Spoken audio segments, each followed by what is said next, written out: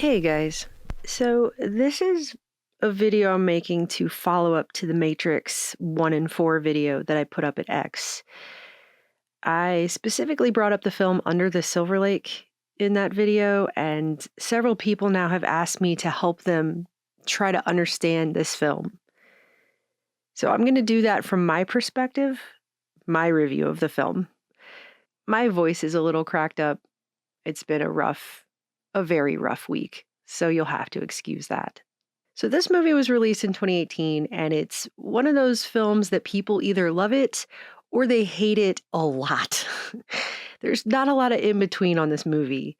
And I've read many reviews that absolutely loathe it, and I'd say they probably just didn't get what was being communicated here. And it's not even their fault. It's the way our society is that makes it so that people don't see things like this when they're right in front of their face. And in that way, this movie kind of emulates society very well. Oh, and I keep forgetting when I make videos like this, obviously, spoiler alert. I should be doing that. I should be saying spoiler alert. I just assume if you're watching a movie review, probably you know there's going to be spoilers. I mean, I would assume people would know that, but Although I will say, I hope that people who were confused by this film might want to take another watch after they watch this review. So Under the Silver Lake is a neo-noir film made to appeal, I feel like, to millennials especially. There's lots of references to 90s music, Nintendo games, other pop culture references, all surrounding kind of centering in that time period and then kind of blooming out from there. But most especially about conspiracy theories.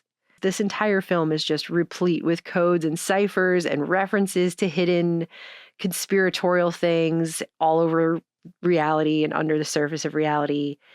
And the director, David Robert Mitchell, actually consulted with Kevin Knight out of the University of Southern California, who was part of an international team that cracked the Copiale cipher, which is a 105 handwritten page tome that sat undecipherable for 260 years. Kevin Knight actually worked with the director of this film to help bring all of these different types of codes and ciphers into the movie. The director took it so far in this film as to use an app called What Three Words, and there are Reddit threads that are dedicated to decoding all of these different codes that are embedded in the film to try and solve the puzzle, the riddle of what is this film really saying? What's it really about? And people in there have concluded that the film is actually pointing to a specific location in Kings Canyon. But I'm guessing if you did do the 14-hour hike it would take to go to that spot and come back, it would be an overnight trip. You'd have to walk 7 hours, 8 hours, sleep, and come back, unless you try to do it all in one day. That's a pretty long hike, though. There's probably a geocache for a joke about how your princess is in another castle. That's what I'm guessing. If I had to take a guess, because the entire film itself with all these codes, I mean, the abundance of codes is so much. It's dripping with these things. It's ridiculously over the top. And I really think it's a bait and switch. Our world is filled with codes, pacts, user agreements, subliminal messages. Here, words and symbols hidden in print advertising, sexual innuendo connected with corporations.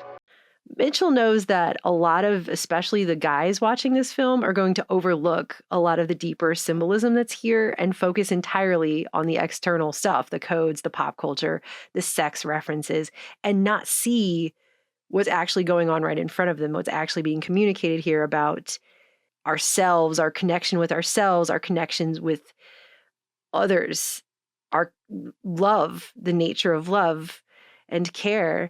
And throughout the film, all of the relationships, a lot of them are framed in some kind of Hollywood or pop culture mediated fashion. I mean, even Sam's first phone call from his mother is about how she feels connected to Janet Gaynor, which is an actress from the silent film era. Since I was a little girl, I've always admired her. Who keeps popping up throughout the film as a, I guess, representation of Sam's mother. Remember I told you about that Janet Gaynor movie? I feel connected to her. Is that silly? The entire film is embedded with codes on basically every single level. lots of reflection on what's important in life. Thinking about things a lot. How does the world work? Why are we swimming on the rooftops when there's an ocean right over there? What is real versus what is fake, what actually matters versus what ultimately doesn't. Well, I don't have any answers. Who does? Nobody does. And for that, we follow Sam, an average guy who lives in LA. He's about to lose everything he has, and he's stuck in the shallow end of society, the surface level of society, in that grind where all anyone ever talks about is work. I'm okay. Good. Are you at work? What do you do? I mean, for work. What are you doing? You working? Yeah, of course. How about you? Yeah. What do I do for work? Wait, how's work? Work is good. Just floating along. Where do you work? I was working hard. Work good? You working hard? As he deals with himself and his relationship with women. And he's about to fall down the rabbit hole to self-discovery, and very, very hard.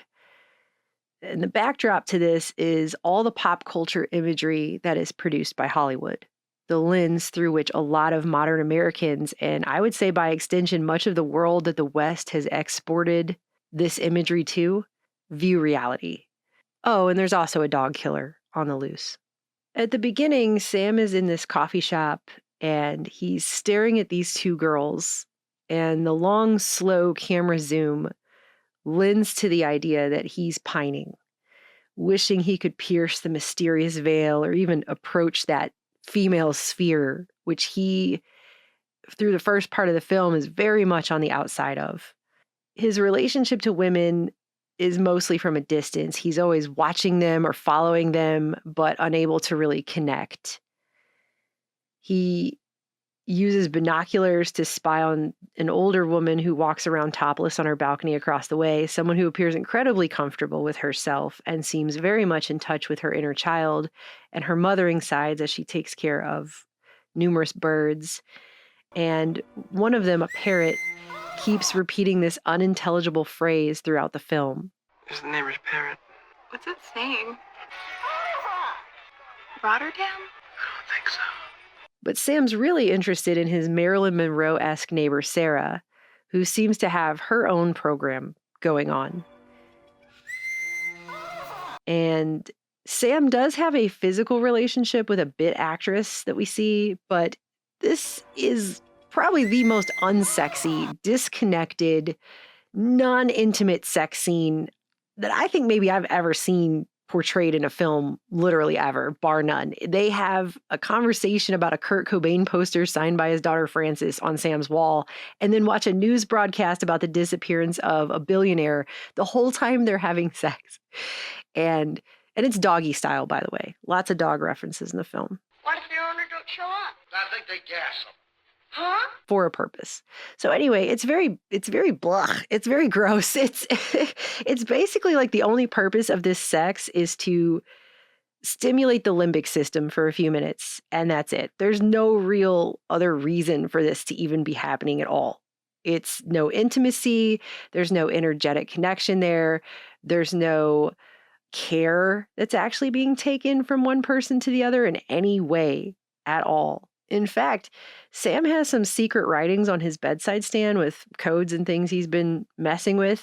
And when this woman who he just had sex with like moments ago tries to look at it, he gets extremely protective of her not being able to see his secret writings or whatever, and doesn't want her to know what he's thinking or what he's working on. So that they don't have that level of intimacy at all, not even remotely. And it's really weird though, because the Playboy magazine that he stole from his father when he was a kid is there with the image of the first girl he says he ever masturbated to on the cover. And this exact symbolism will come back near the end, literally in the Silver Lake Reservoir, but I will get to breaking all that down in a moment. I'm not trying to go through this entire film scene by scene, but I kind of like, there's a part of me that really wants to, but that would take me forever to edit. It's hard. So we begin with Sam. He starts off the film as the archetype of the fool. He's going to go on that journey. He's just kind of floating around in this society, basically failing at the surface levels of it. And we see a squirrel fall out of a tree and die right in front of him after he leaves the coffee shop, which is not something I've ever seen in my entire life. Have you ever seen a squirrel fall off of anything ever? Squirrels are pretty clever. I don't know about that. So this symbolism is very heavy on this journey that Sam is going to go on of death and rebirth throughout the film, because he's going to fall. He's going to take a pretty high fall into the depths of himself and what's going on here. And the mystery of the disappearance of the beautiful Sarah is the inciting incident for the rest of this film. It sets Sam on this Jungian journey of initiation and self-discovery. And there's just so much symbolism throughout this film to back this up if you really take the time to consider it. For just one example, he literally comes face to face with his shadow at this moment where the scene itself has even been set in such a manner to look like a mirror world of light and dark. The way the tree is there and the bridge and everything. The bridge between him and his shadow, by the way, has the number 4 on each side of it. So it's just like a mirror reflection of light and dark. And it's right after this moment that Sam gets sprayed by a skunk. And from then on, for the rest of the film, he's now been kind of tagged and set apart from everyone else, who keeps mentioning how much he stinks. Some people don't realize this about themselves. Don't take this the wrong way, but you smell so bad. What's that smell? You smell that? It smells like skunk. You don't have a good smell about you. The movie is always hinting at the greater mystery or seeming lack of mystery that is found by the average person in the surface level of modern society. And a lot of people are very unhappy. They're just very unhappy in this 5 sense surface realm. Sam's friend correctly points out that generations of men have been raised on video games. And he also points out that 100 years ago, anyone could just go out in the woods and flip over a rock and discover something. And right when he's asking, where's the mystery that makes everything worthwhile? Right at that moment when he asks that, in the background, we once again hear the parrot across the way, the parrot's unintelligible talk, and pretty loudly too, almost as if the bird is answering this question. Where's the mystery that makes everything worthwhile? So the statement is about a perceptual problem, not a real problem. The whole film begins on the other side of this window being cleaned that says, "Beware the dog killer," but the G in the word dog has an arrow on it. So if you flip the word dog, it obviously spells God, which would make it beware the God killer, the connection with God inside each person.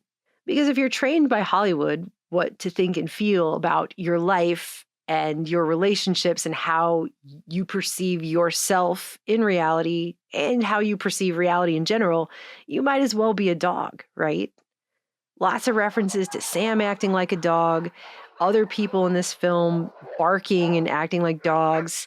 Sarah barks as a dog in one of his, I guess, visions or dreams. It's the dream world and the reality become extremely tenuous. You don't know which one is happening at any given time at certain points in this film. And I think that's done on purpose and done very well. So if you're not reacting to a situation using your own critical thinking skills and knowing who you are when you react to that situation, but just reacting in a Pavlovian sort of fashion to whatever situation you're in, then you might as well be a dog.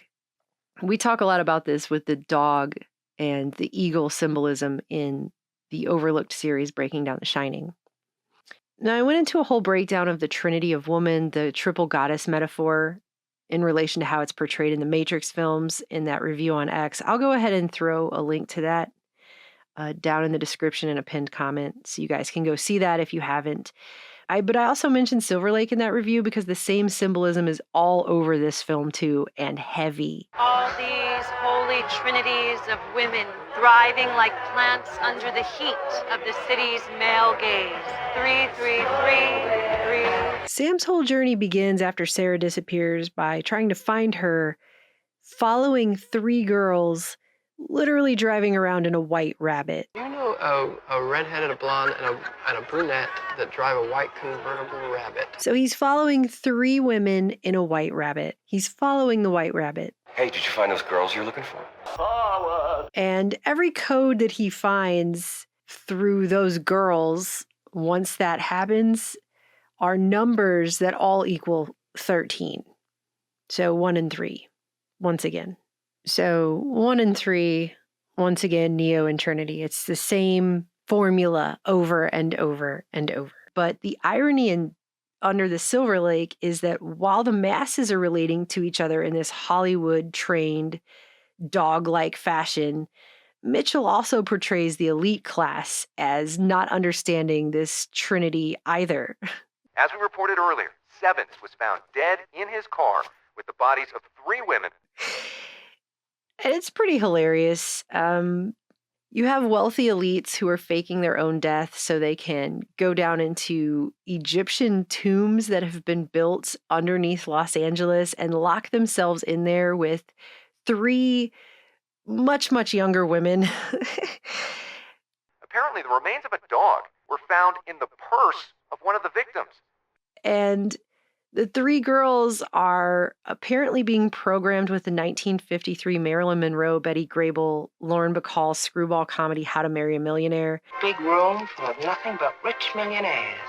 I don't know if you guys have ever seen that movie. It's kind of, I'm not even sure what that, like I watched it after I watched Under the Silver Lake for the first time, and I'm not even sure what the point of that film really is. I mean... Yes, just watch the fur fly as the most talked about girls in Hollywood go out loaded for big game.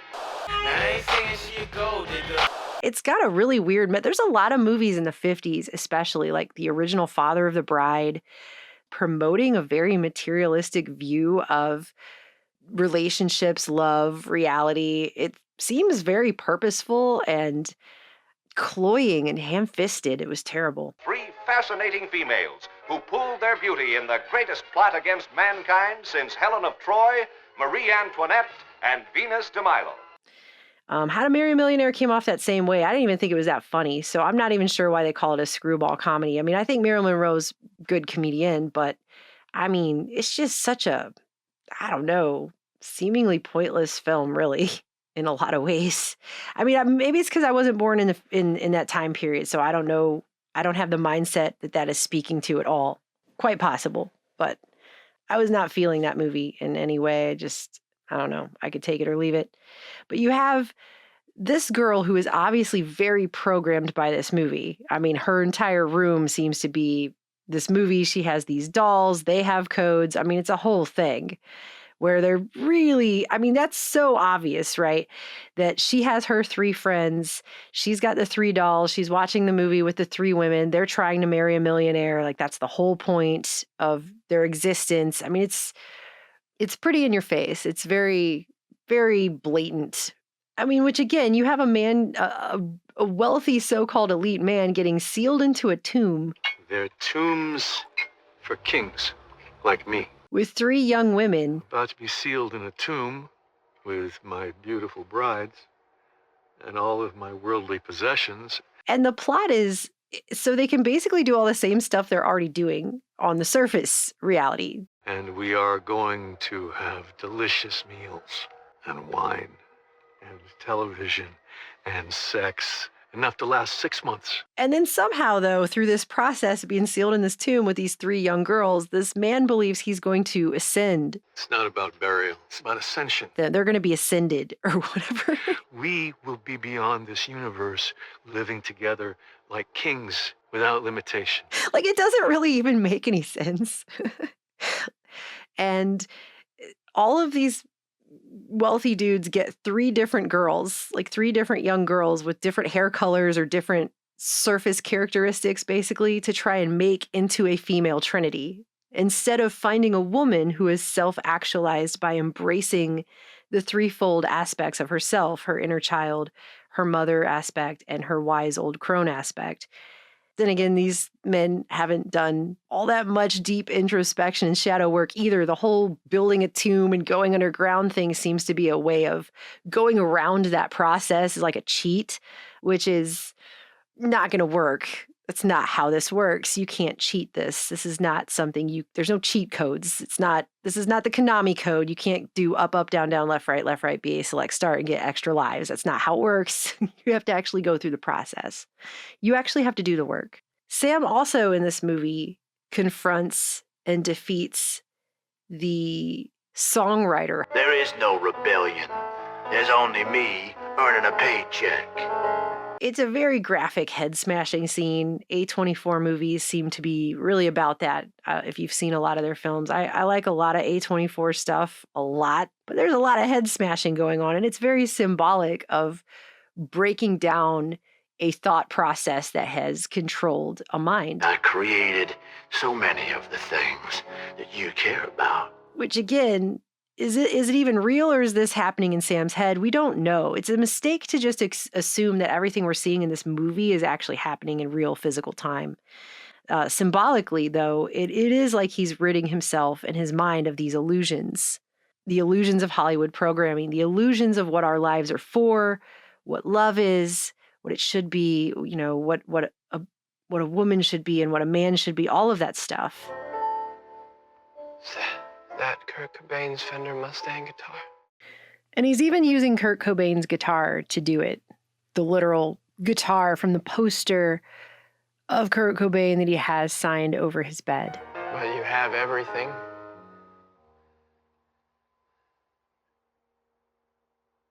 No.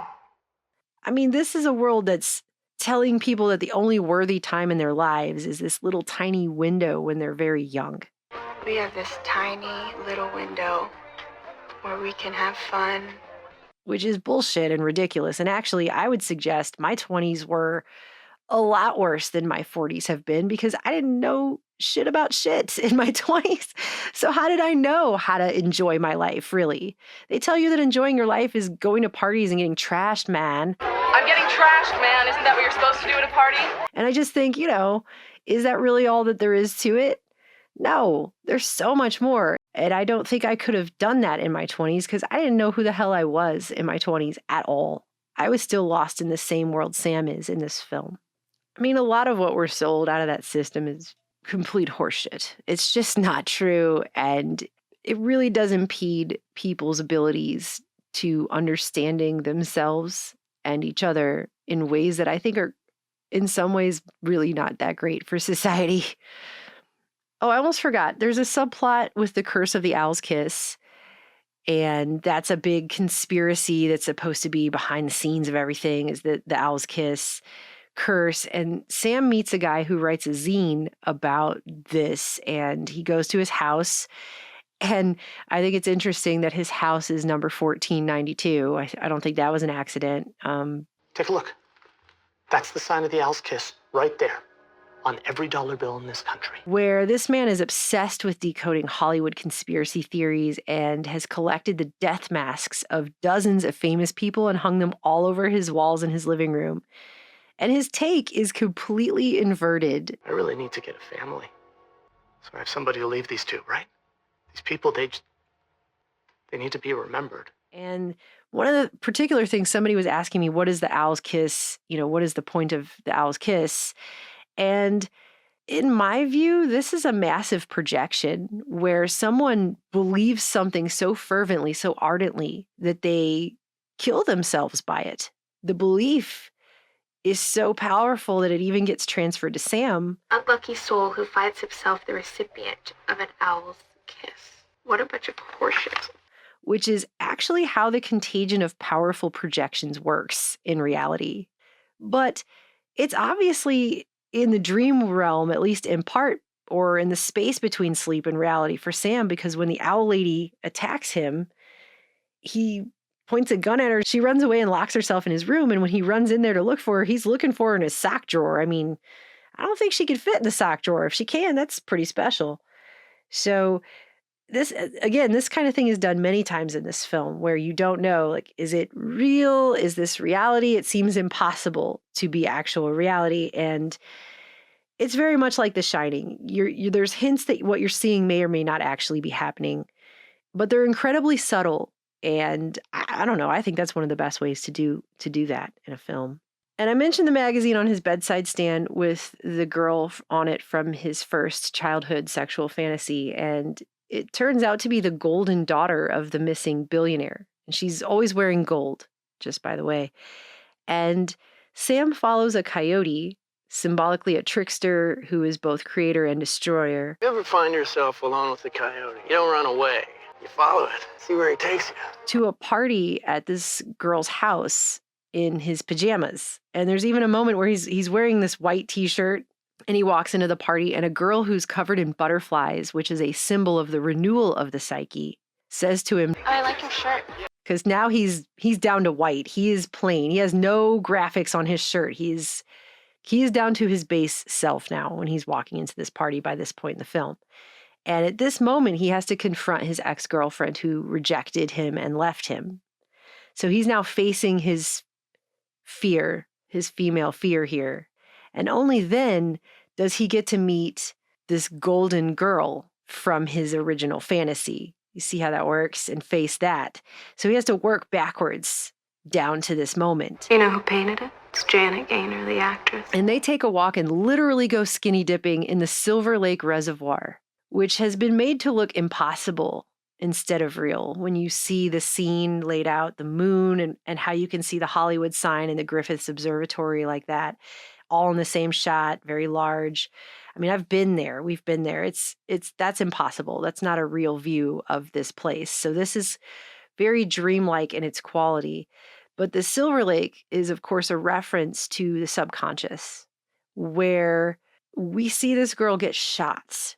And the image looks exactly like the cover of the Playboy magazine from Sam's fantasy, his earliest fantasy. So he is with this girl who embodies the symbolism from both his mother and his father, right? The programming that he received as a child, because she's mentioning the Janet Gaynor painting, so his mother is there, but also the Playboy magazine. I found it in my dad's tool drawer in our garage. So his father is there. So it's his childhood programming that led into his fantasy life of females. And this is what's under Sam's Silver Lake. This is what's in his subconscious mind that he goes swimming in literally after he's brought to this point of being a blank slate. Then he goes swimming in the sea. See how he's doing this? See this symbolism I'm talking about? Do you see what Mitchell is putting down here? He literally goes into the Silver Lake and literally watches his false fantasy of what a woman should be die and sink right in front of him in the Silver Lake. I almost forgot to add this part, and it's actually really important, so I needed to add this in. But there's a scene at the end after he confronts the elite guy who's taking his 3 women down to one of these crypts, and he finds out where Sarah went and everything. It's all just a shitty, sawdust-filled rabbit. The homeless king has him chained to a chair in an underground tunnel and confronts him about why he has dog biscuits in his pocket. We found these. Why do you have dog biscuits in your pocket? When I first saw this movie, and for a very long time, that scene specifically very much confused me. I was like, why is he so adamant about asking about these dog biscuits? But once I fully started to understand what I feel like is being communicated in this movie, that scene makes all kinds of sense, because he's confronting him about who is it that he's trying to appeal to with these dog biscuits. And he's not just talking about actual literal dogs like the pet. And Sam admits the reason he's been carrying dog biscuits in his pocket all this time is because he thought if he just gave the dog a treat and petted its ears, that everything would go back to normal. Why do you have dog biscuits in your pocket? I wanted to give the dog a treat and rub its ears, just the way I used to, and then everything would be good again. And that is more of this Pavlovian training, this idea Pavlovian training turns this duck into an entertainer. about how you're supposed to be in relationships. And that's not how it works. You can't just give the dog a treat and pet its ears and expect everything to be good. That's no effort. And it's also expecting someone to respond to you in a very Pavlovian-like fashion, which is bad. This is all bad. This is not a good way to be in a relationship, to have someone just expecting you to act like a trained animal who just responds to the least amount of effort possible. And I really do think that's part of what's being communicated in that scene. By the end, Sam finally takes his mom's advice from the beginning of the movie and watches the 1927 Janet Gaynor silent film Seventh Heaven as he ponders everything he's been through in this movie.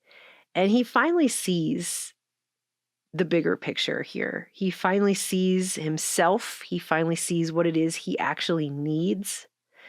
And once more, he hears the call of the unintelligible language of the bird across the way. And as Jung and others have pointed out, birds are a symbol of transcendence. And this time he follows that call and he spends the night in the arms of the woman, the bird woman across the way. And she doesn't think he smells bad. She thinks he smells like patchouli. So this is probably the first real intimate connection that Sam has made in his entire adult life, I'm going to guess. The final scene, he's out on the bird lady's balcony now, and he is fully transcended. He went from a dog at the beginning of this movie to a bird. His lower self to his higher self. He's looking back now at the tiny pop culture trinket-filled apartment that shaped his entire reality and what was meaningful in the world up until this moment. And he's watching it, and as the music swells up, a policewoman brings in his property manager, and they both come into his apartment to repossess his old life. But he just smiles. And you realize in that moment, along with Sam, that ultimately none of that stuff mattered. None of it. The whole time, none of it mattered. None. Because going inside of himself, deprogramming himself from the matrix and decoding the mystery of himself so that he can find his highest version of that and then make an intimate connection with someone else who knows her true self. That's the real video game, guys. That's the real leveling up. That's the real conspiracy. That's the real path to solving the deepest mysteries of this life and our existence in it.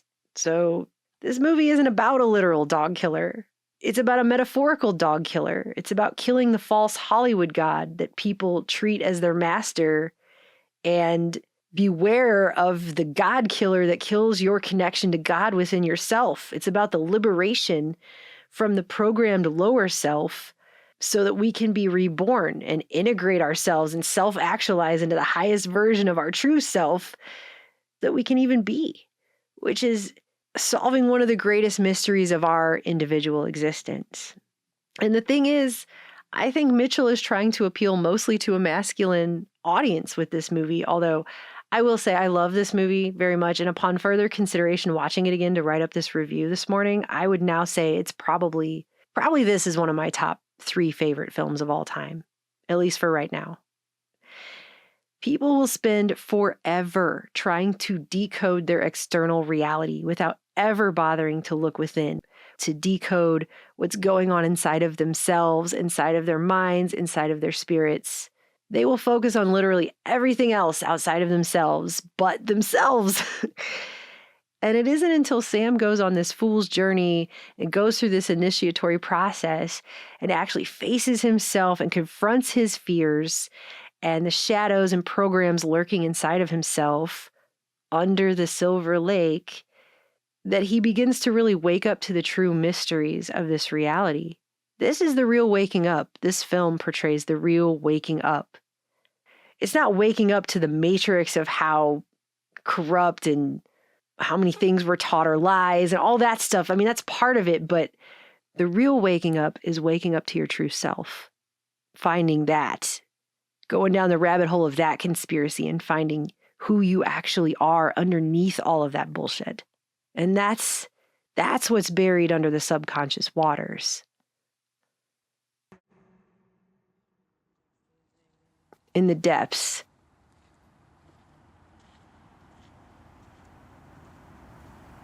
Under the Silver Lake.